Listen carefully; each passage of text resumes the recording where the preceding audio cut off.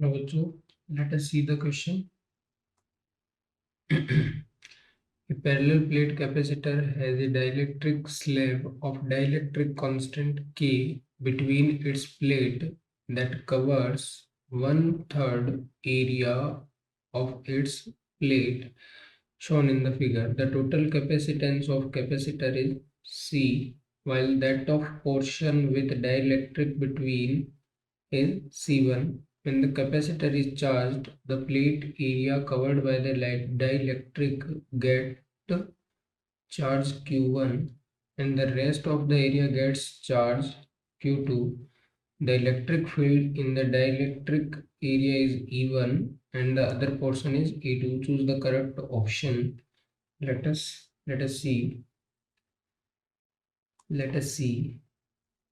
First, अपन थोड़ा सा detail ले लेते हैं। अपने से क्या कह रखा है कि ये अपने पास एक कैपेसिटर है जिसका कैपेसिटेंस आपको सी दे रखा है, बट इसमें क्या करा गया है, ये वाला जो पोर्शन आपको नजर आ रहा होगा, ये वाला जो पोर्शन नजर आ रहा है आपको प्लेट का, ये जो एरिया है, ये जो एरिया है प्लेट का जिसको आप बोलते हो A/3 एरिया, आपने एक डाइलेक्ट्रिक कांस्टेंट के वाला मीडियम इसके अंदर फील्ड कर रखा है। ओके, एंड जब आप इसको चार्ज करते हो तो इस A/3 एरिया प्लेट पे चार्ज आता है Q1 और रिमेनिंग पे चार्ज कितना आता है Q2। यहाँ डाइलेक्ट्रिक कांस्टेंट में इलेक्ट्रिक फील्ड E है और दूसरे वाले में क्या है, E2 है। इसकी ये अलग कैपेसिटर बनता है, इसकी C1 कैपेसिटेंस है और जो रिमेनिंग रह गया उसकी कैपेसिटेंस कितनी है, C2 है। चलिए, ये तो थी जनरल डेटा की बात। अब अपन बात करते हैं इसके सॉल्यूशन की। आ जाइए देखते हैं। सबसे पहले अपन को क्या कैलकुलेट करके रख लेना है, अभी C1 कैलकुलेट करके रख लेनी है और C2 कैलकुलेट करके रख लेनी है। अपन पैरेलल प्लेट कैपेसिटर का बेसिक फॉर्मूला जानते हैं, वो कितना होता है, A/0/d, जहाँ पे E क्या है, प्लेट एरिया है, D क्या है, डिस्टेंस बिटवीन द प्लेट्स है। अजूम कर लीजिए कि इसका डिस्टेंस क्या है, D है। ठीक है, C1 का वैल्यू लिखते हैं तो A की जगह आपको यहाँ यूज करना है A/3 और ये ε0 और ये बाय D, और ये डाइलेक्ट्रिक मीडियम में रखा हुआ है तो यहाँ डाइलेक्ट्रिक कांस्टेंट K। ऐसे ही आपने C2 को कैलकुलेट किया तो एरिया क्या यूज करोगे, A/3 एरिया, ये यूज हो गया तो रिमेनिंग एरिया कितना हो जाएगा, 2A/3। तो यहाँ ये क्या हो जाएगा, 2A/3 ε0 अपॉन डी। ये अपने पास आ गया। अब अपने से क्या कह रखा है कि इस पूरे कैपेसिटर का जो कैपेसिटेंस है वो सी है, तो अपन ये कहेंगे क्या कि, और वैसे भी देख लो ये दोनों जब कनेक्ट करेंगे तो डिस्टेंस डी तो इक्वल है, तो ये ऐसे कॉम्बिनेशन की तरह बिहेव करेंगे कि दो कैपेसिटर को आपने पैरेलल कॉम्बिनेशन में क्या कर रखा है, कनेक्ट कर रखा है। अब अपने को देखिए यहाँ एक ऑप्शन अपने से क्या डी वाला दे रखा है, तो अपन क्या करते हैं, C/C1 करके देखते हैं। ठीक है, C/C1 इज इक्वल्स टू, ये 1 हो जाएगा, ये प्लस क्या हो जाएगा, C2/C1। Let us solve this equation.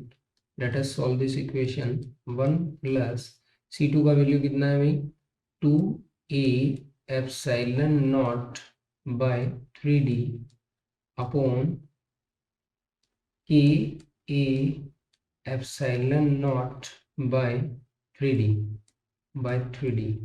अब यहाँ पे इसको जब आप सिंप्लीफाई करेंगे, तो कुछ डेटा यहाँ से, जैसे ए एप्सिलॉन से ए एप्सिलॉन ये रिमूव हो जाएगा, ये 3D ने 3D को क्या कर दिया, तो ये के कहाँ चला गया, ये के चला गया आपका ऊपर, या ऐसे मानिए कि इसका सॉल्यूशन क्या बच रहा है आपके पास, C/C1 इज इक्वल्स टू 1 है प्लस है ये 1 upon sorry 2/k, this is 2/k। और जब आप इस C/C1 को सॉल्व करते हैं तो K+2/k आपका आंसर आता है। ठीक है भाई, ये आ गया आपका फोर्थ ऑप्शन।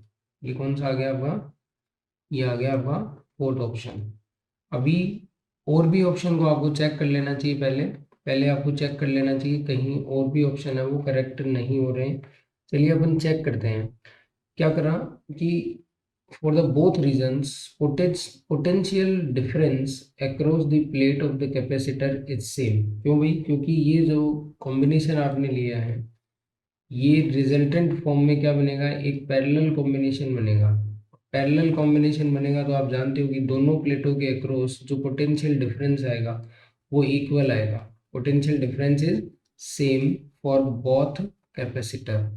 अब आप इससे क्या कह सकते हो, अब इससे दोनों का ई दे रखा है आपको, दोनों के बीच का डिस्टेंस सेम है, तो आप क्या बोलोगे? सिंपल सी थ्योरी है कि E1 × D is equals to E2 × D is equals to B। ठीक है, ये पोटेंशियल अपन ने अजूम करा है, तो यहाँ से क्या आ रहा है आपके पास? E1/E2 आ रहा है। जब आप E1/E2 करते हैं, जब आप E1/E2 करते हैं तो आपके पास आंसर आता है 1, जो कि ऑप्शन ए में भी है, जो कि ऑप्शन, तो इसका ऑप्शन ए भी क्या है, करेक्ट आंसर है। क्लियर है बात? तो आपने ए और डी आपका फाइनल आंसर होगा इस क्वेश्चन का। ये वाला आंसर हो नहीं सकता, कट कर देना है इसको। तो अपने पास बेसिकली आंसर क्या आएगा, ये वाला आंसर अपने पास आ जाएगा। तो फाइनल आंसर अपना हो गया option A and option D, ये अपने फाइनल आंसर है। Thank you, best of luck.